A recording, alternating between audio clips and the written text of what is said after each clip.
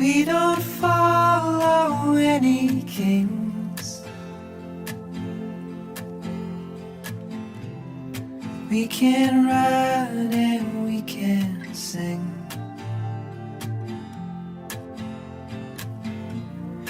We don't talk about the things we don't know. We don't know. We don't know.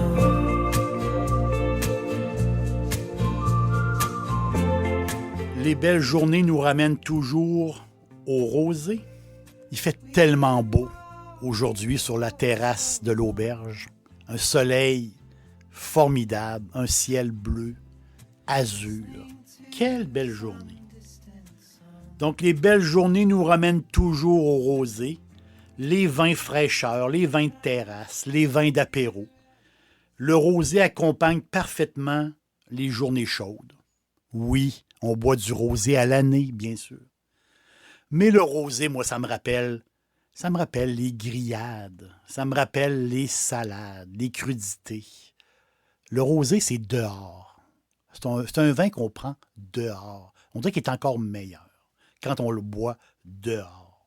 Les Français, non seulement sont les premiers producteurs de vin rosé, les Français sont aussi les premiers consommateurs de rosé. Les Français adorent, vraiment. C'est en dedans d'eux. Ils adorent le vin rosé. L'apéro, comme ils disent. 35% de la consommation mondiale, ben, c'est la France. Les Américains arrivent deuxième. Une statistique particulière. L'Espagne, qui est le deuxième producteur mondial de vin rosé, ben, les Espagnols en boivent moins. Et ça, pour moi, ça demeure un mystère. Le mystère espagnol. Pourtant, en Espagne, il y a du rosado formidable. Ça reste un mystère pour moi. Mais là, partons en France. Direction Béziers, la ville de Béziers. On s'en va dans le grand sud français. Et Béziers, on peut dire que c'est la moins connue des villes du sud de la France. On parle beaucoup de Nice, on entend beaucoup parler de Marseille, de Toulon, de Montpellier, de Perpignan. Mais Béziers, on en entend parler moins. Pourtant, c'est une ville antique, c'est une ville d'une beauté incroyable, c'est une ville avec une identité romaine. C'était là qu'était la 3e colonie romaine en Gaule. Et plus tard, dans l'histoire, Béziers a accueilli les évêques de l'Église catholique. Au Moyen Âge, ben, c'était comme un centre important pour l'Église catholique et les évêques. Ce qui a enrichi cette ville-là au fil du temps, mais c'est la viticulture qui a enrichi la ville de Béziers, qui est au cœur du Languedoc, complètement au centre de la région du Languedoc-Roussillon. Le vin était tellement bon à l'époque des Romains. Les Romains l'appelaient le vin de Gaule. Et c'est drôle parce que le vin de Gaule était très, très bon et faisait de l'ombre, justement, aux producteurs de vin autour de Rome. Et là, à l'époque romaine, justement, Rome s'est fâchée et a ordonné de tout arracher la vigne. Une folie totale, imaginez, une folie totale. Et 200 ans plus tard, à la fin, je peux dire, de la période romaine, la production de vin a recommencé. Mais c'est difficile de s'imaginer que tout avait été arraché. C'est difficile de s'imaginer qu'ils sont repartis à zéro, complètement à zéro. Aujourd'hui, c'est 230 000 hectares de vignes. C'est la région viticole la plus grande au monde. Et c'est un tiers du vignoble français. Le Languedoc-Roussillon, c'est immense. C'est la plus grande région de vin au monde. C'est 60% en rouge, 20% en blanc. et 20% en rosé. Mais c'est là, c'est ça qui m'intéresse, moi. C'est le rosé du Languedoc-Roussillon. C'est là qu'on va suivre la trace du rosé languedocien. Mais pour faire du rosé, ça nous prend du vin, ça nous prend du raisin rouge. Parce que c'est la peau qui va colorer le jus. Le jus de raisin brut est incolore.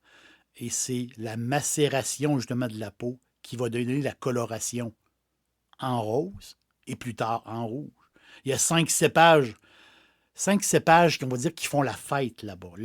La Syrah, le Carignan, le Grenache, le Merlot, le Cinsault. Et c'est ça, c'est eux autres, ces cépages-là, justement, qui vont nous donner des très, très bons blends.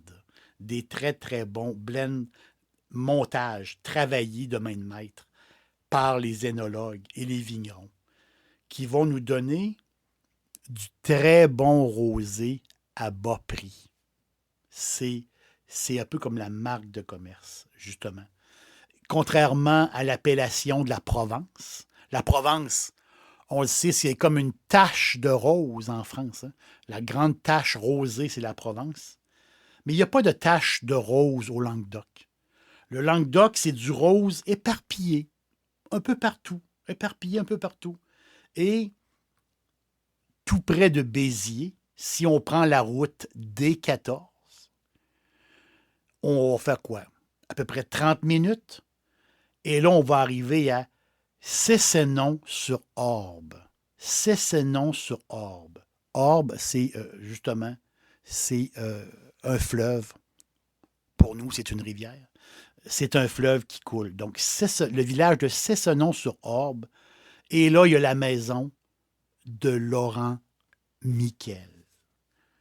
8e génération de viticulteurs dans l'appellation Saint-Chinian. Laurent Miquel qui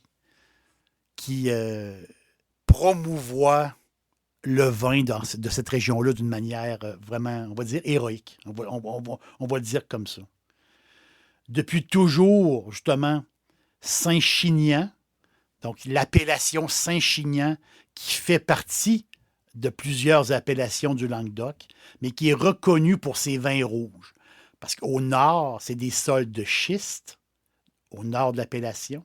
Et au sud de l'appellation, c'est des sols calcaires. Saint-Chinian, c'est simple. C'est du bon vin pas cher. Et justement, Casalviel, c'est l'endroit où tout a commencé pour la famille de Laurent Miquel. C'est là que tout a parti. Casalviel. Casalviel, c'est pas compliqué. Un rouge, un blanc, un rosé. Et si vous êtes un fan de rosé, vous êtes une fan de rosé, vous avez sûrement bu le château Casalviel rosé. C'est du vin qui vient d'un sol argilo-calcaire. Et c'est ça qui donne justement une belle acidité, moyennement corsée. C'est du rosé de barbacoa. C'est du rosé de barbecue, carrément. C'est bon, c'est formidable. Et c'est Laurent Miquel qui le dit lui-même. Ça l'a pris, puis c'est surprenant quand même, ça l'a pris 50 assemblages pour créer, pour réaliser justement le meilleur assemblage. L'assemblage du Casalviel qui est de Cinsault-Syrah, qui domine justement ce vin rosé-là, qui est très, très bon et très peu cher. C'est ça qui est vraiment sa marque de commerce. Laurent Miquel, au départ, il n'était pas destiné à reprendre le vignoble de son père. Il est allé étudier en Angleterre pour devenir ingénieur. Mais à un moment donné, c'est comme ça la vie. À un moment donné, il y a eu l'appel de la terre. C'est plus fort que tout. L'appel de la terre, il paraît que c'est plus fort que tout. Il est revenu dans son village, à Cessenon-sur-Orbe. Très beau village, en passant. C'est vraiment beau. Et là, il a étudié l'agronomie pendant qu'il travaillait dans le vignoble, justement, avec son père. Et le premier millésime qui a sorti, c'est en 1996. Et Casalviel, justement, aujourd'hui, Casalviel est une marque, est un brand. Casalviel est partout au monde. En rouge, en blanc et en rosé. Qui dépasse, justement, qui dépasse l'entendement, parce que c'est le prix par rapport à la qualité du vin. C'est incroyable. C'est tout à fait incroyable. Et j'aime beaucoup la définition de la maison pour définir justement ce rosé-là. Expressif, subtilement. J'aime beaucoup cette expression, vraiment. Un clin d'œil, j'en profite pour faire un petit clin d'œil. Un clin d'œil à l'appellation Saint-Chinian, qui offre des surprises. Retenez ce nom-là, Saint-Chinian. On parle ici de rouge. Je fais un petit clin d'œil au rouge en passant. On parle des rouges mémorables. Des grandes bouteilles qui n'ont pas beaucoup de publicité. Exemple, Clos Bagatelle. Clos Bagatelle qui font des vins incroyables, des rouges achetés à terre. Incroyable. Le Grand Cru, la terre de mon père. C'est comme ça qu'il s'appelle le vin. La terre de mon père. Un assemblage de Mourvèdre et de Syrah. C'est des vins formidables, très peu connus. L'autre maison, Mas Champard, ou Ma Champard. C'est une maison vraiment à connaître. Mais Laurent, lui, il nous offre justement sa Syrah. Et c'est un grand vin justement en rouge. L'arme des fées. On peut avoir un nom plus beau que ça pour un vin? L'arme des fées. Justement, il va vous tirer une larme. C'est bon, ça n'a pas de sens. C'est ça le Saint-Chinian. C'est pas beaucoup de visibilité, mais tellement à découvrir de cette région-là, de cette appellation-là, qui fait partie d'une multitude d'appellations du Languedoc. Mais le Saint-Chinian, vous allez faire un beau tour quand on commence à fouiller là-dedans. En rouge ici, c'est incroyable, c'est fou.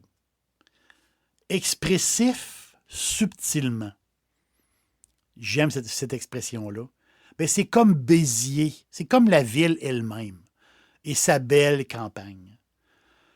Dans l'immensité du Languedoc, qui est très grand, toutes ces belles appellations-là, on parle de Corbière, on parle de Minervois, on parle de Côte-du-Roussillon, on parle de Cabrières. Bien, subtilement, il faut faire une pause à Saint-Chinian. Le Saint-Chinian, ben on pourrait dire, le Saint-Chinian, c'est un peu comme chez nous, c'est un peu comme notre terrasse avec nos amis. Le Saint-Chinian en rosé, avec un Casalviel, ou le Saint-Chinian en rouge, beaucoup à découvrir. Soleil barbecue, plein de rosé, un peu de baignade, du beau temps, et vous allez vraiment adorer ce rosé, Casalviel, et prenez le temps de découvrir justement cette appellation du Languedoc, Saint-Chinian, qui est, autrement dit, expressif subtilement. L'aubergiste vous dit merci d'être passé et on se revoit bientôt dans une autre journée ensoleillée. We don't know. We don't know. We don't know. We don't know. We don't know. We don't know. We don't